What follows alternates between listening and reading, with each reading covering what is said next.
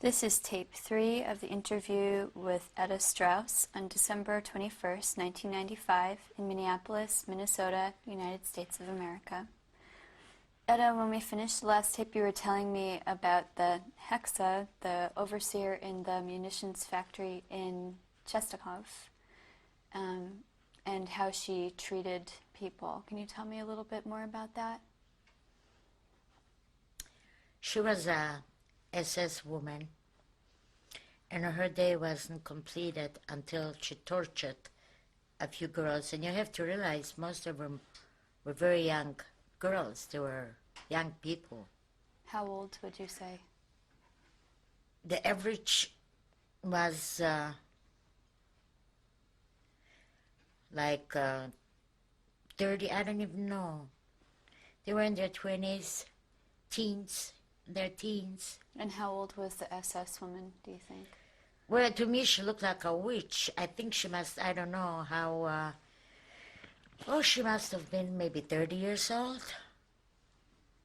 I don't know. And can you She tell was me? bad. She was, I should tell you at the end what happened to her. Well, When we get there, I will tell you what happened to her. tell me first, did you ever witness her? Hitting my sisters? Yes. And you know, they worked in the part that they examined the bullets at the very end. You know, they examined them before they were shipped out. And their hands were dirty. And her hands were dirty because she wore gloves. Our people did not. So she used to hit them on the face with her dirty hands. And that made her day. She used to go from one table, they were sitting at tables, and hitting them for no reason at all. Did she pretend there was a reason? Did she ever say? She didn't pretend. She didn't care. We were Jews. Worthless animals. She used to bring food for lunch or whatever. She used to walk around and eat those gigantic apples right in front of those hungry people. Once in a while, she kind of threw an apple to see how many would run and get it. And then she took it away from them. She was mean. But you know, some Germans were nice too. I mean, they couldn't show it. They could not show it. I worked, at one time I worked in a machine shop. We used to drill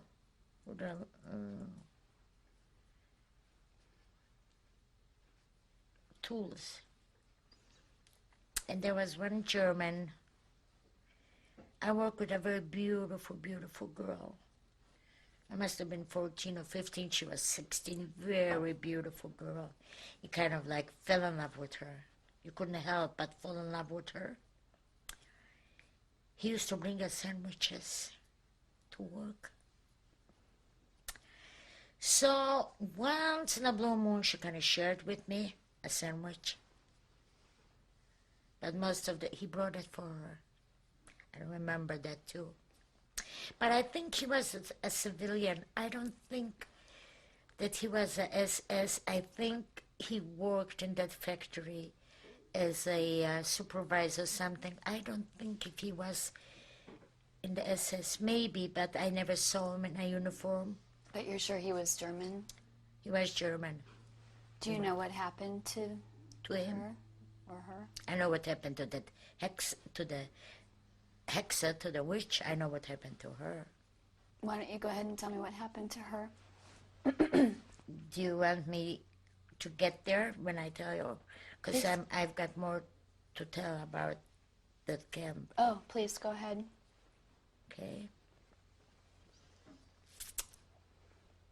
In January 16th, 1945. No, first of all, let me tell you that they took more than half of the people and transferred them somewhere that we did not know, most likely to kill them or to gas chambers. We don't know where they took him. There were very few left. We were among the latest one. January 16, 1945, they were bombing by Russians were bombing the whole city. Our camp was not bombed. Our concentration camp was not bombed. And all around us, the whole city was on fire. At that time, just before, they took us too. They took us too. My two older sisters worked for the heck, said that they had to work to the very last second to examine the bullets. My brother and I were called. My brother and I, my youngest sister, Riva, was called that they were going to take us and send us to the crematoriums. Were the crematoriums at the camp, or were No, they we located? did not have a crematorium, no. But plenty were killed, though. Like I told you, the beautiful girls. Can I ask you about that? How do you know that the... Because we knew that. Did you see it happening, or...? We did not see it happening, but people know. You know, you look around your barrack and this one is gone, this one is gone, this beautiful is gone. You can't help, you know. Because we did have beautiful, beautiful girls. You know, when you're young, you are beautiful no matter what. They did not shave our hair. They did not. So, the face kind of, okay. That's how we knew. Where are they? So they called out my name. Well, actually, it was the name. It was a number, like my name, my brother's, and my little sister's. Rivas. Was this at roll call that they did this? Yeah, okay. Roll call. And my sister Hanka and said to my little sister Riva, when they will call your name or your number, don't say a word. I will tell them it's me. Because I am young and strong, maybe they'll put me to work. They'll take you, they'll kill you on the spot. So don't say anything. I just want you to know that there were mothers with children there too. Oh, I forgot to tell you something else. The mothers let the children go. So my sister went instead, my little sister. And they put us in a warehouse. And the cattle cars or the trains were there, bad ones. And were ready to be put in the trains to go. That's when it started. All of a sudden, the bombing started. All of a sudden, we see the Germans disappeared. We looked out. No Germans, because they were standing with guns. They surrounded us with the guns and watched us. I mean, they didn't trust us. We're going to beat them up or something. Yeah, it was right. And they disappeared. Excuse me. There were no Germans. So little by little, we kind of snuck out, opened the doors, and went back to camp. Excuse me. And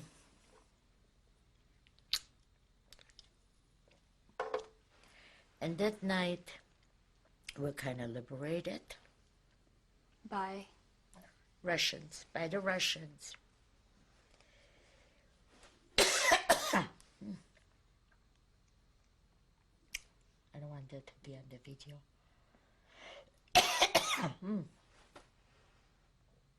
Did you stop it for a minute?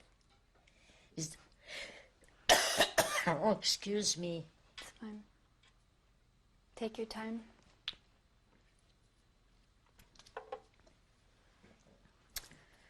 And Do you remember the moment of your liberation when the Russians came?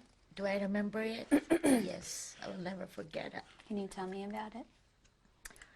So the night they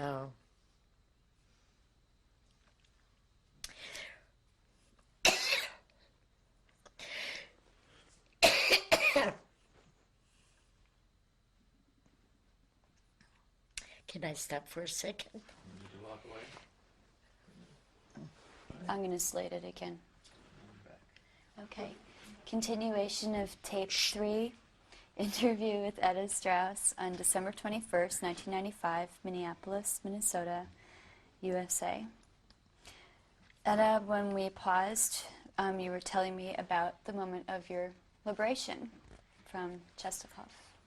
Yes, I should continue, but I forgot to tell you a very important thing. As we came into the concentration camp, as they brought us, I have to go back to that incident.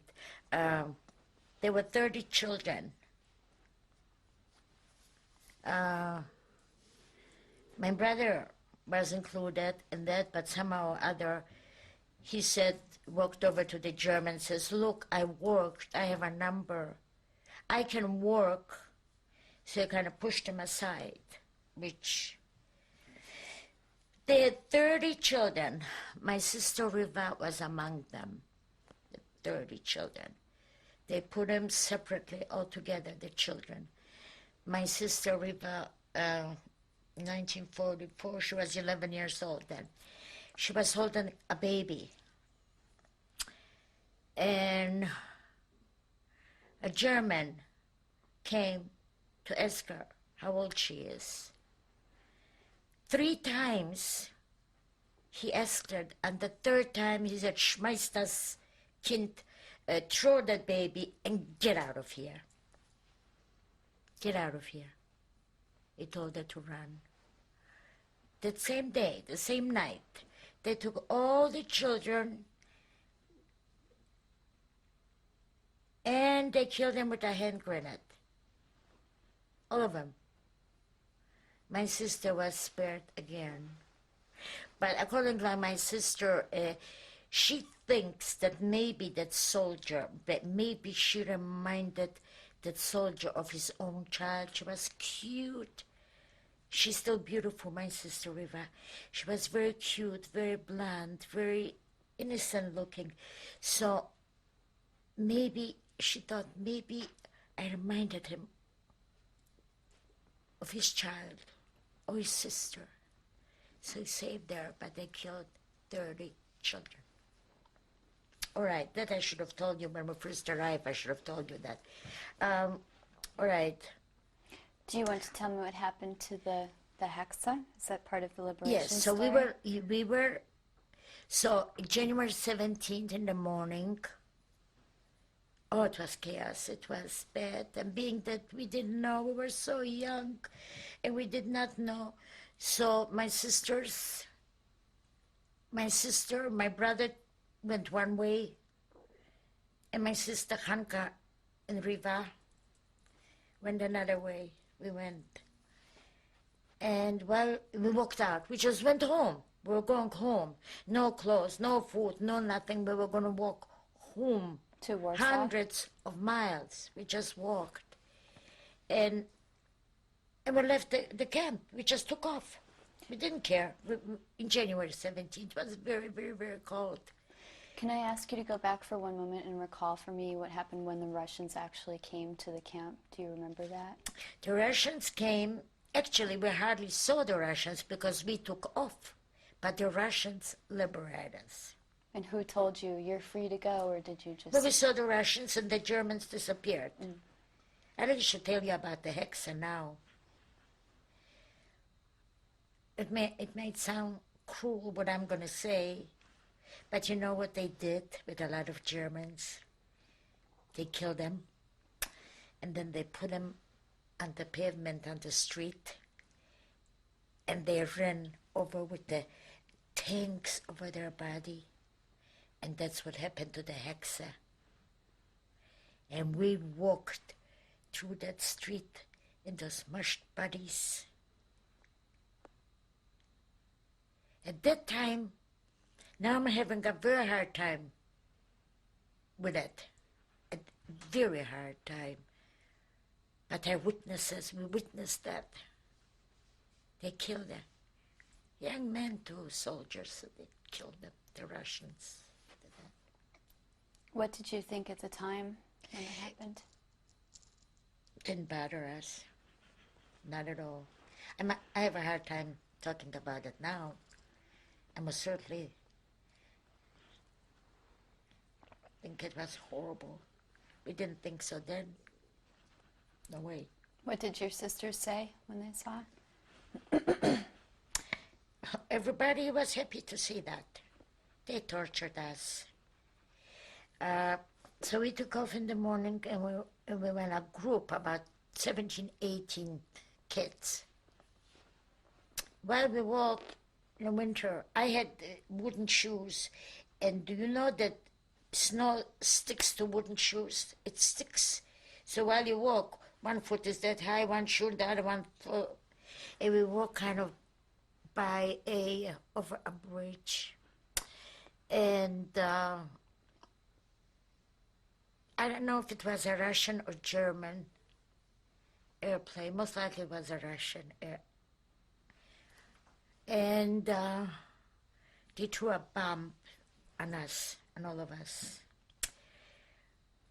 And as we walked, I grabbed, again, my little sister, I grabbed, and we fell into a ditch. Soldiers, what do you call those? Trench. Trench. We fell into a trench, my sister and I, deep trench full of snow. And we stayed there until it was quiet, until there was no airplanes. Finally, we got out. Came down. As we came out, it was full of blood on the snow, blood all over. And I didn't see anybody anymore. That was a horrible thing too. And my sister disappeared. And then we followed the blood on the snow, and it led to a barn. And one girl was killed. She was killed right away on the spot. She was laying there, her own side, her whole face. She was 17 years old. And we followed the blood, and all of them were hurt. My sister was hurt too. She was also lucky because the fragment from the bomb hit her on her head. But if it would have gone down, she would have been dead. But it kind of scraped her head, but she was bleeding. She got hurt on the side too. And we kind of pitched up because there was a farmer there with a Russian soldier. He gave her a piece of a sheet. He ripped the sheet, and and he gives me scissors that size. He says, cut her hair. Because I thought she was dead. My father used to say, if you get shot, you can run a few feet, and then you collapse, which was the truth with my girlfriend. So I thought she was shot and she's going to die. But she didn't, and then we started walking and walking and walking in the cold. And again, we knocked the doors for people to give us some food or let us sleep overnight. We did get some people that did it. Others, the farmers, were afraid to let us in. They were afraid for their own, because after all, there were no World War II here, where Germans arrived, they were afraid. But some of them did.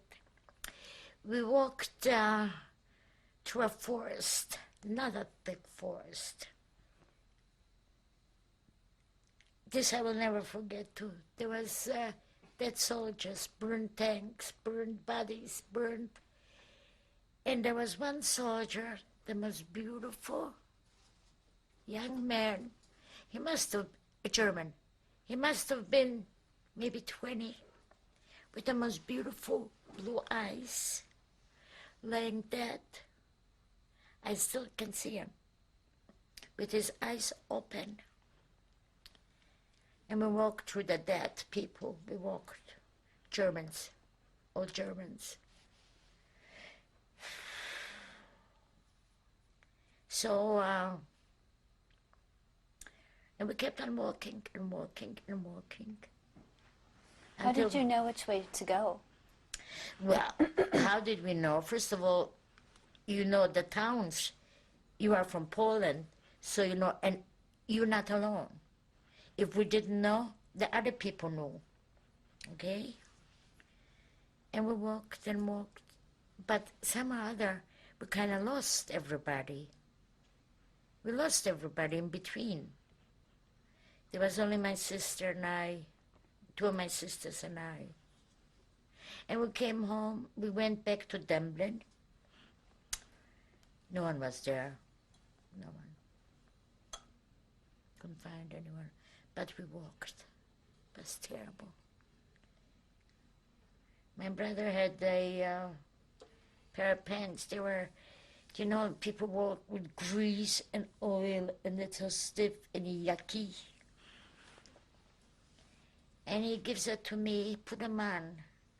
So I wore those horrible pants and those wooden shoes. And I just couldn't walk anymore. I just could not walk anymore. We had no winter clothes. Does it sound real to you? Is it imaginable? Yeah. We did. So that was in 1945, January 1945. At that time, we did not know that the whole family vanished. That my aunties and cousins and my mother and my sister, we found out they were taking to Treblinki. Whole Warsaw, all the people from Warsaw around. And that was not a camp, that was a crematorium. They did not make you work, they just gassed you and killed you. As a matter of fact, when I was last year in Washington, I was at the museum, Holocaust Museum. I wasn't there very long. We were supposed to be, I went with a group. We were supposed to be like 4 hours in the museum. I lasted about maybe an hour and a half, but I came upon the statue, the sculpture that they have of a gas chamber. How people, and they depicted it so perfectly. And I just couldn't take it. I mean, that killed me. It absolutely killed me. Because my whole family, my mother, my sister died there. Like falling one on top of the other. So I left. The only thing, I didn't look at too many things because I know when they have the bunks and whatever, the bunk beds, and all that thing. But they had a video going non-stop from the Warsaw Ghetto. And I stood there for half an hour looking at the video over and over and over again. And you have to realize that was last year. And I was thinking, was I there? Was I really there? How could we be in such a predicament? And I kept on watching and watching and watching. And then I left. I just walked out. I couldn't. Was it in the ghetto that you found out that all of your surviving relatives were gone? Did you make it back to the ghetto? But there was no ghetto anymore. After the concentration, after we were liberated, there was no ghetto. I mean, the Russians were there. No, we did not know. We found out after we were liberated. yet no one survived. No one. Not even a cousin survived. And what did you do after you found that out? Where were you? Well, we kind of found a room, and there were a whole bunch of us girls in one room. We kind of slept wherever we found place. We didn't have food. At that time, nobody gave us food. To this day, I still talk about the potato soup. We had a couple potatoes. We cooked a big pot of water with 2 potatoes. That was after we were liberated. And we ate the soup, just potatoes and water. And the Russians once in a while brought us, the Russian soldiers brought sometimes some food. But they also wanted something in return, you know. So they were not welcome anymore. There were a bunch of beautiful girls, young soldiers, handsome guys. So they were not welcome anymore. Then we found out there was an orphanage in Lublin. It was a different city altogether. So we went to Lublin. My sister Mindel and my sister Hanka, my sister Mindel found a boyfriend right away. She was very beautiful also.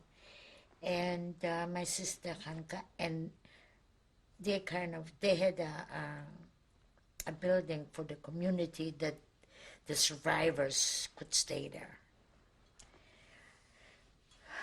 My brother Mark, Moshe, and my sister Riva, we went to an orphanage. We were in an orphanage. And then we stayed there for a while. What were the conditions like in the orphanage? Like an orphanage, but we had clean beds. We had clean clothes. I didn't care what kind of clothes. We're young. We're happy-go-lucky. You don't think, you think, you learn. We had food. Those were the most important things. Do you know what most people dreamt in the concentration camp? You know what you asked me about a dream, but that was a life dream, not a dream. If I would ever live the day to have a loaf of bread all to myself, a loaf of bread. That was the dream. Okay.